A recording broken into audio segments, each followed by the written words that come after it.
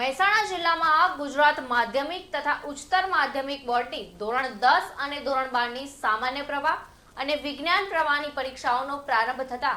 JM Chaudhary સાર્વજનિક school Mehsana ખાતે જિલ્લા પંચાયત પ્રમુખ શ્રી તૃષાબેન પટેલ, રાજ્યસભાના સાંસદ શ્રી મયંકભાઈ નાયક, કલેક્ટર શ્રી એસકે પ્રજાપતિ, સ્કૂલના માનદ મંત્રી શ્રી મિલનભાઈ ચૌધરી,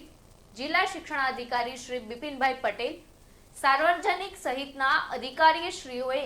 પરીક્ષાર્થીઓને તિલક કરી સાકર અને ગુલાબ આપી સફળ પરીક્ષા અને ઉજ્જવળ ભવિષ્ય માટેની શુભકામનાઓ પાઠવી હતી. ઉલ્લેખનીય છે કે કુલ 46,254 વિદ્યાર્થીઓ 185 શાળા કેન્દ્રોમાં પરીક્ષા આપશે. આમાં ધોરણ 10ના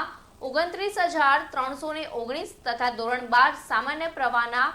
13,325 અને વિજ્ઞાન પ્રવાહના 3,610 વિદ્યાર્થીઓનો સમાવેશ થાય છે.